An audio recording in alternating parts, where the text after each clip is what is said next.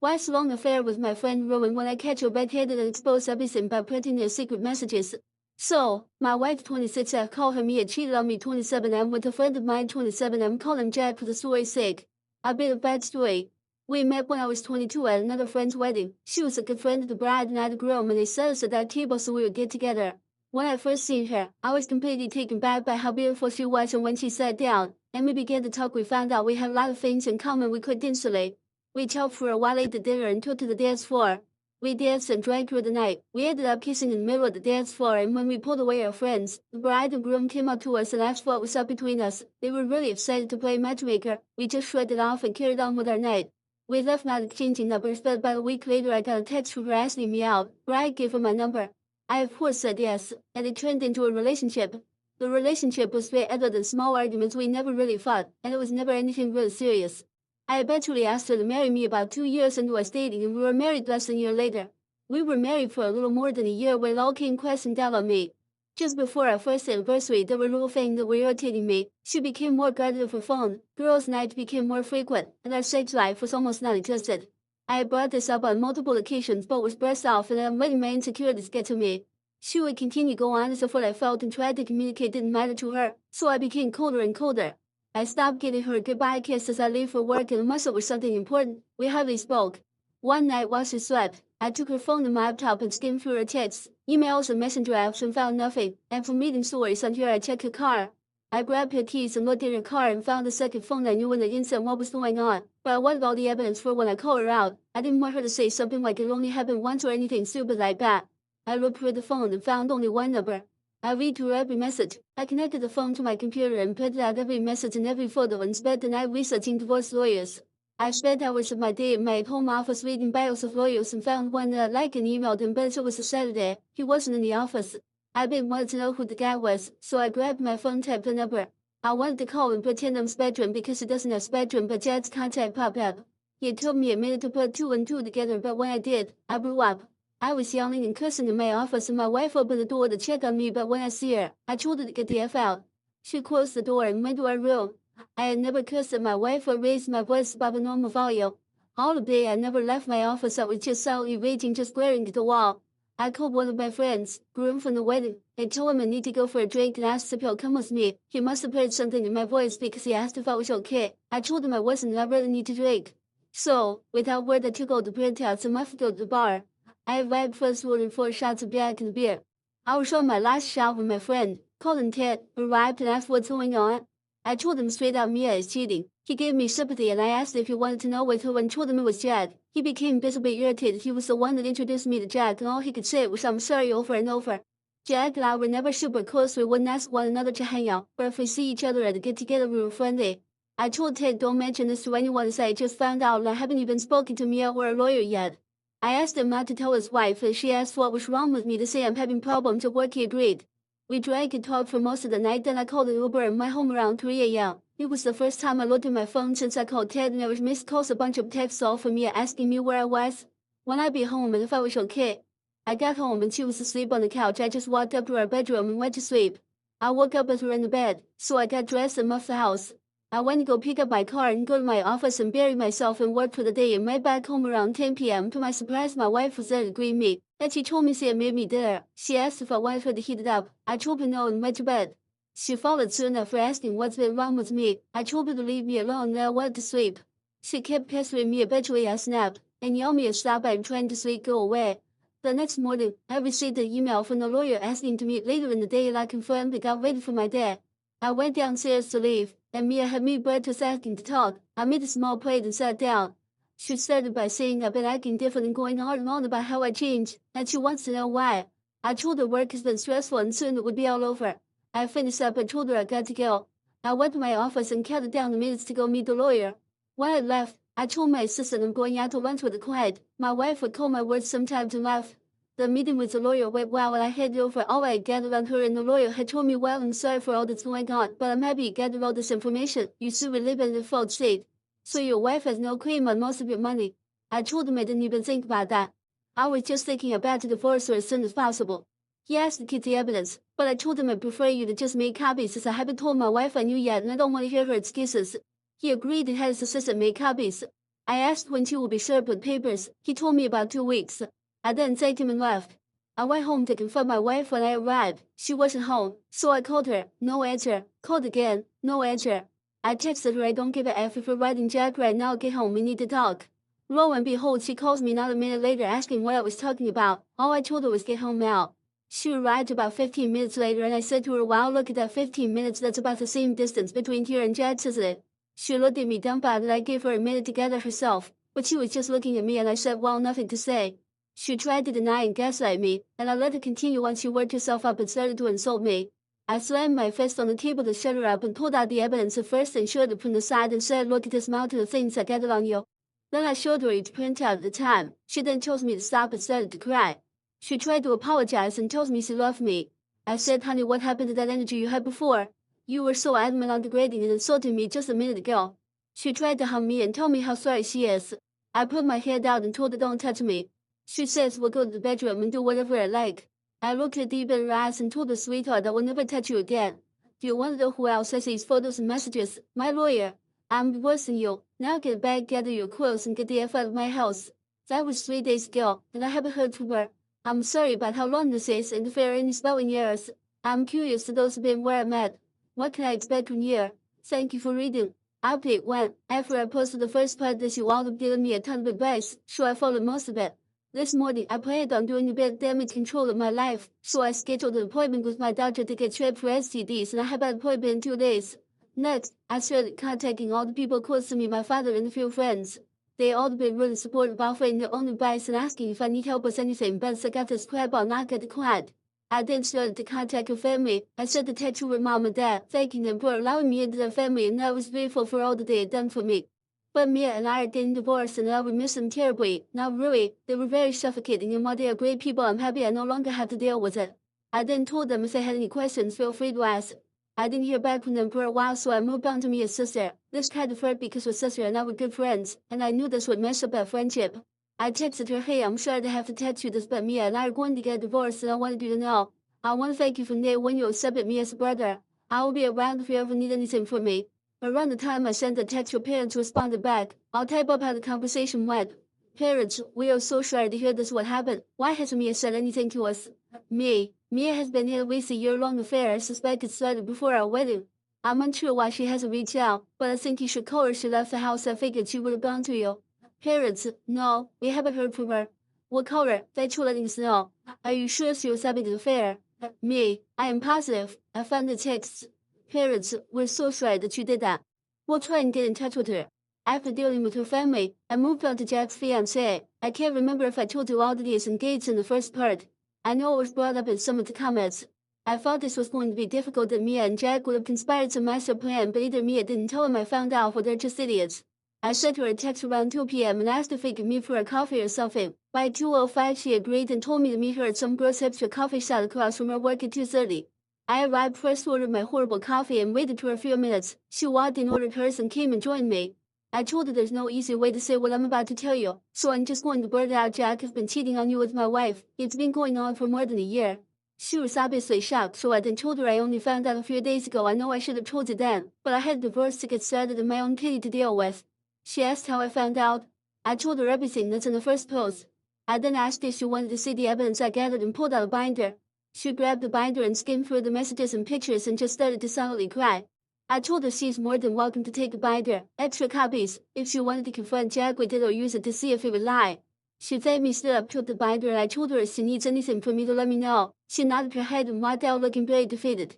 I know you all told me to just stay sober, keep a level head and whatnot, but my world just came pressing down on my head. I'm going to take this week to sit on my back porch, drink, smoke cigars, and burn music. After this week, I'll stop feeling sorry for myself, get back to my usual schedule.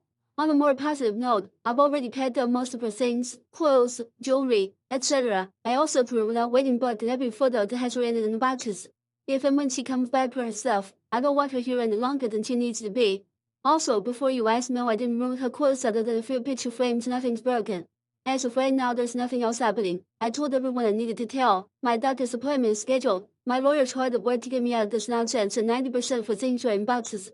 I really don't know what's left if she stays out of my hair. This might be the smoothest divorce ever. Thank you for reading. Advice is always appreciated. Update 2. Hey everyone, I'm sorry I've been missing in action for a while and didn't respond to comments and messages, but I think I've caught up enough for the update. So, since the update I've been enjoying my kitty party drinking and more drinking. I'd say this is my first semi-sober moment since I found out about everything and can't really put into words how I feel. I guess numb is an accurate word. In the last update I told you all I notified everyone and the only one that didn't respond was Mia's sister who I was very close to. Well, that night I read the update. I continued my drinking binge after I posted and passed out on my back patio with a bottle and a few beer cans surrounding me, and woke up to the smell of breakfast being cooked. My first thought was, oh Chris, Mia came back and thinks the breakfast was going to make up for what she'd done. I worked myself up to a rage and threw myself at the chair waiting for a spinning match, but to my surprise it was Mia's sister. Call her Emma. I stood there for a moment trying to calm myself back down, but when Emma seen I was awake she sprinted to me and wrapped her arms around me. She didn't say anything to me, she just took my head and rubbed the table and put a plate in front of me. As I ate, she told me how sorry she was, and that when her sister showed up to her house and just said that we were having problems and it would be fine in a few days. Then told me that when I texted her that we were divorcing, she asked me if it would be fine. Why is he divorcing you? Apparently Mia just broke down and told Emma everything. I stopped and said there's no way she told her everything and proceeded to tell her all that happened. Emma told me that Mia had said it was a one-time thing and that I was blowing out of proportion. I told Emma that I have no intention of getting back together with Mia, and if that's why she's here, she's wasting her time and she's in contact with Mia. Emma needs to tell her to find a lawyer. She laughed and said she wasn't here for her sister, she was here for me. She told me that of course she'd be there for my sister, but that her and I are friends, and she wouldn't abandon me, especially when I didn't do anything wrong. I stood up and went to her side of the table and just hugged her. I was so worried that all this BS that's going on would ruin her and my friendship, and hearing her say that made me feel so much better. Emma stayed with me for 2 days, guest bedroom, and much this morning as I'm preparing to leave for my cabin. I had before the marriage me, I can't touch it. I was gathering my hunting and fishing equipment. She asked if she could join me, but I told her as much as I would like it, she should probably go check in on her sister. She agreed, hugged me and left. I am truly grateful to Emma for being there for me, and before any of you say she's into me, she's not. She's also 20 and it's way too young for me. It's just a really great friendship. I almost forgot to say I went to the doctor's, got tested, and the results should be in on Monday. I've reached out to Jack's fiancée a few times just to check on her. She told me she's fine and she doesn't know what to do. I told her she wants to meet anytime next week so she could bet. I'm more than happy to listen. Thank you all so much for reaching out, and all the praise you've all given. You all have been a light in a truly dark time in my life. To any of you who are going through this, as I am the only thing I can say is keep your head down, focus on what you really want. If it's divorce or if you reconcile, set your goals one at a time. In my case, lawyer then doctor and notifying everyone close. Keep it all fair and though. Also set time aside to get your feelings out. Thank you again and sorry these updates are always so long. Update 3. In my last post I told you all about Emma coming to my house and staying for a few days. She left when I was leaving to go hunting in my cabin. Good news, I got a buck and nice fat reporter. I got him on my first day out there, which I'm very happy about, so left me the rest of my time to go fishing. I only caught 2, but they were decent size, so I made one my dinner and butchered the other. I spent the rest of my stay at the cabin cleaning my deer and enjoying the views of nature. Other than a drink or 2 a day, I spent my trip sober, as I promised. My drinking was only for last week. Now on to the last few days, I got a call from my doctor and I'm all clean. It's not such a shock as me yet. I haven't had much passionate nights in a few months, but all the same you can never be too sure. I reached out to Jack's fiancée but didn't hear back for some time. She eventually responded back telling me she's staying with her family right now. She didn't really go into detail much, but her staying with her family, you can only assume as I do that. That means it's not going so well. At least she's with family safe and with all the support that she can need. I told her if there's anything I can do, all she has to do is reach out. She asked me to meet and get coffee the following day, which I of course agreed to. The following day we met at the same girl's hipster coffee shop and talked for about 2 hours. We talked about everything that happened with Mia and I. She wanted to know what steps I was taking, if I was divorcing or if there was any chance I would reconcile. I told her after someone cheats in my book, that's it, that the amount of selfishness and disrespect it takes to cheat, let alone for a year. She obviously didn't care for me. I asked her what her plan was. She told me she's confused about everything, that everything she thought was truth turned out to be lies. She wasn't sure what her next move should be, if she should move on or if she should forgive him. I told her if you could forgive someone for cheating on you for that amount of time, she's a better person than me. She told me all of her family was telling her that she should forgive him and go on to get married. I told her I was going to be blunt with her and went on to say, just because it's what your family wants doesn't mean you need to follow along. Then said Jack obviously doesn't care about marriage and what it all means. He cheated on you, his fiancée, with my wife. If that doesn't show you, he's not marriage material. I told her she needed to do what she thought was right and not to have anyone other than herself make a decision that will affect her life. I told her when I found out all I could do was think of a way my heart could trip my brain into thinking of some way I could accept it and forgive her, but I just didn't do it. I also said I only told to one person, but I had already made my decision, and no one could change my mind. I bet when you went to stay with your family, you had a pretty good idea of what you were going to do, but you let too many people in, and they all gave their own take on it. I finished by telling her all she needed to do was to follow her gut. Her brain and heart will always lie to her, but if her gut feels something's off 9 out of 10 times, her gut's probably right. She soon after thanked me, and we left each other and went home. The following day, I got a message from my lawyer that Mia had successfully been served at work. I thank him for all his work, especially in the time frame he's gotten it done. Not long after that, Emma called and told me Mia hasn't left her room all day and she's sobbing in bed. I told her she was served and is probably realizing how bad she messed up. Emma asked me how the cabin was and if I got anything. I told her everything I did and how my time was there. We talked for a moment and hung up after I prepared myself and my house for my wife's explosion. I figured if there was any time, she would be soon, now that she's been served. So now I am waiting patiently biding my time. I have bad dough on standby for what I can only assume is going to be a bad egg. I told my friend, and he agreed if Mia showed up, he would race over to be a witness just in case all else fails. I'm currently waiting for Hurricane Mia to tear through my house. Therefore, when she does, I'll send out another update. Thank you all for reading. Update 4. About an hour or so after I posted last, I was waiting for Mia to show up at the house and go ballistic. I had no real reason she would do anything, but given everything that's happened, I never really knew the women. I went around to all the cameras that I had up and made sure they were working properly, both the ones inside and outside. I called my friend letting him know the meal was served today, and if she shows up he needs to get to my house as soon as he could. I am not going to jail because of this woman. Turns out I was right because Mia had shown up at the house banging on the door screaming to let her in. I immediately called my friend and Emma to get here because Mia is beating down my door. She was cursing my name, begging me to let her in, calling me every name in the book, how I could be so heartless. She's not wrong because the entire time she was screaming and banging on the door, all I could do was laugh. I then wondered why she didn't just walk, and she still had keys, at least to my knowledge. When my friend showed up, she was still screaming and cursing, so he started to record on his phone and stayed in his truck. But this idiot brought his wife with him, Mia's friend, so she got out and tried to calm her down. She walked up to Mia, putting her arms around her and trying to get her to talk to her. Mia then slapped her across the face, screaming at her to mind her own business. That made my friend, who now has a video of that, to call the police. She continued to scream and curse until the police got there. When they did, she tried so hard to play the victim. One of the two officers walked up to her, and she started to cry and told them I hit her and threw her out of the house. My friend and his wife had told the other officer that when they came to the house she was yelling and banging on the door, so they couldn't confirm that I didn't do what Mia said I had done. After that officer was done talking with my friend and his wife, he came to my door, and when I opened it, Mia said, "There, that's him. He hit me. I want him arrested." He started to put me in cuffs. When I told him I can prove that she's lying to you, all I need is my phone. The officer stopped and told me to show him the view from the outside cameras. After reviewing the video, he apologized for jumping to conclusions and automatically assuming I was the one in the wrong. I told him I didn't fault him, but he then told me that they received 15 calls total from my neighbors, and apparently during Mia's rant she had screamed out he hit me. So the officers had already made their judgment. After having to deal with the police for about a half hour, Mia ended up being put in cuffs and charged with disturbing the peace, public intoxication, and a DUI. As the police took Mia to the car, Emma showed up and came to me asking what happened. I showed her the video on my phone to all. The officer then came up to me to hand me the case number and some other paperwork. Emma started to ask questions about the charges, so I just went back inside. Emma followed soon after and sat next to me. She told me she left the house for 10 minutes to run to the store, but when she got back, Mia was no longer in the living room, so she thought Mia had gone to bed after she drank too much wine. Emma and I talked for a while, and she asked me if she could stay the night. I said she was welcome any time. She told me that Mia had to spend the night in jail. I don't know why, but they could bail her out in the morning. She told me that when I went back inside, she called her parents to let them know what was happening and to see if they could bail Mia out because Emma doesn't have that kind of money. We had beer together and soon went to bed. When I woke up in the morning, Emma already left me with her parents.